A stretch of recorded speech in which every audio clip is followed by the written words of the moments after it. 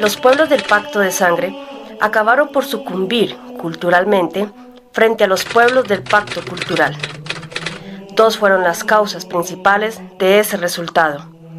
Por parte de los pueblos del Pacto de Sangre, una especie de fatiga colectiva que enervó la voluntad guerrera, algo así como el sopor que por momentos suele invadir a los centinelas durante una larga jornada de vigilancia. Esa fatiga, esa debilidad volitiva, los fue dejando inermes frente al enemigo. Por parte de los pueblos del Pacto Cultural, una diabólica estrategia, lucubrada por los sacerdotes, basada en la explotación de la fatiga de guerra mediante la tentación de la ilusión. Así, se tentó a los pueblos del Pacto de Sangre con la ilusión de la paz, con la ilusión de la tregua, con la ilusión del progreso cultural, con la ilusión de la comodidad, del placer, del lujo, del confort, etc.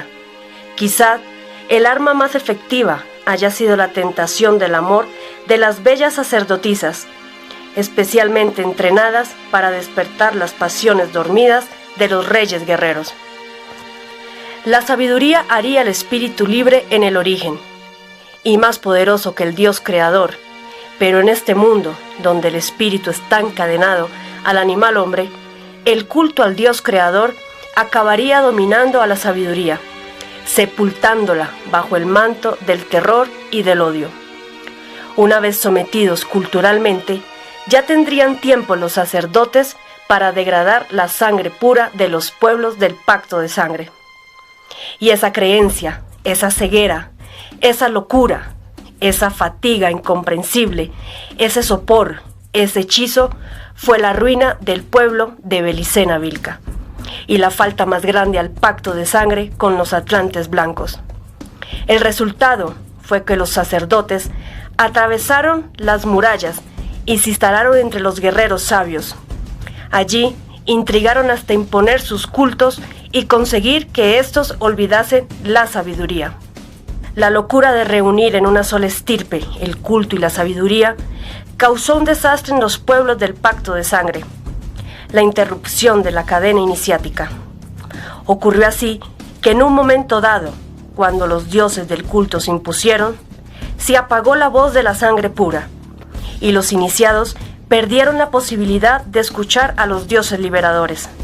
La voluntad de regresar al origen se había debilitado hacía tiempo, y ahora carecían de orientación. Sin la voz y sin la orientación hacia el origen, ya no había sabiduría para transmitir. Ya no se vería el signo del origen. Los iniciados comprobaron de pronto que algo se había cortado entre ellos y los dioses liberadores, y comprendieron, muy tarde, que el futuro de la misión y del Pacto de Sangre dependería como nunca de la lucha entre el culto y la sabiduría, pero de una lucha que desde entonces ya no se desarrollaría afuera sino adentro, en el campo de la sangre, partiendo del principio de que todo cuanto existe en este mundo es solo una burda imitación de las cosas del mundo verdadero, y ante la imposibilidad de localizar el origen y el camino hacia el mundo verdadero, optaron por emplear los últimos restos de la sabiduría para plasmar en las estirpes de sangre más pura una misión familiar, consistente en la comprensión inconsciente con el signo del origen de un arquetipo. En resumen, a ciertas estirpes, por cuyas venas corre la sangre divina de los atlantes blancos, se les asignó una misión familiar, un objetivo a lograr con el paso de incontables generaciones que irían repitiendo perpetuamente un mismo drama, girando en torno de un mismo arquetipo, purificando entonces su sangre astral. Se produciría así una transmutación que le permitiría remontar la involución del Kali Yuga, o edad oscura, regresar al origen y adquirir nuevamente la sabiduría. Es obvio aclarar que la misión familiar sería secreta y que actualmente es desconocida para los miembros de las estirpes descendientes de los atlantes blancos. La misión exigía el cumplimiento de una pauta específica cuyo contenido no tendría relación necesaria con las metas u objetivos de la comunidad cultural a la que pertenecía la estirpe elegida. Inclusive, según la época, la pauta podría resultar incomprensible o simplemente chocar contra los cánones culturales en boga. Pero nada de esto importaría, porque la misión estaba plasmada en la sangre familiar, en el árbol de la estirpe, y las ramas descendientes irían tendiendo inevitablemente hacia la pauta, en un esfuerzo inconsciente y sobrehumano por superar la caída espiritual.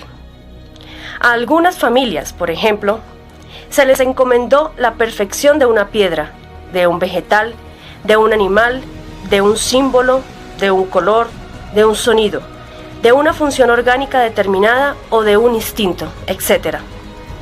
La perfección de la cosa pautada requería penetrar en su íntima esencia hasta tocar los límites metafísicos, hasta ajustarse a la forma perfecta del arquetipo creado. La misión familiar entonces no culminaba, pues con la simple aprehensión trascendente del arquetipo creado, sino que exigía su recreación espiritual. Al cumplir de ese modo con la misión familiar, la sangre astral, no la hemoglobina, sería purificada y haría posible una transmutación que es propia de los iniciados hiperbóreos o guerreros sabios, la que transforma al hombre en un superhombre inmortal. Junto con los pueblos del pacto cultural, vinieron los sacerdotes a imponer sus cultos a los dioses traidores y a las potencias de la materia. Los guerreros perdieron así su espiritualidad, conocieron el temor y especularon con el valor de la vida. Aún así, serían capaces de luchar, pero solo hasta los límites del miedo, como los animales, y por supuesto, se harían temerosos de los dioses, respetuosos de sus voluntades supremas a las que nadie osaría desafiar. Ya no levantarían, pues, la vista de la tierra, ni buscarían el origen. En adelante, solo los héroes protagonizarían las hazañas que los guerreros ahora no se atrevían a realizar. El espíritu se fue adormeciendo en la sangre pura, y solo aquellos guerreros sabios que todavía conservaban un resto de lucidez atinaron al recurso desesperado de plasmar la misión familiar. Los dioses liberadores eran espíritus increados que existían libremente fuera de toda determinación material. Pero los espíritus encadenados en la materia, en el animal hombre, habían perdido el origen y con ello la capacidad de percibir lo increado. Solo podían relacionarse con lo creado, con las formas arquetípicas. Por eso los dioses liberadores solían emplear como ropaje algunos arquetipos de dioses para manifestarse a los hombres. Naturalmente, tales manifestaciones solo tendrían lugar frente a los iniciados hiperbóreos, porque solo los iniciados serían capaces de trascender los ropajes, las formas de los arquetipos creados y resistir, cara a cara, las presencias terribles de los dioses liberadores. El espíritu increado era irrepresentable, y por eso se lo insinuaba en las representaciones del barbo unicornio, un pez provisto de un cuerno frontal y 5 barbillas. En una distancia infinita, que era lo que representaba el cuerno, se hallaba el espíritu increado, y la barba del barbo, desde luego, significaba la herencia de Nabután.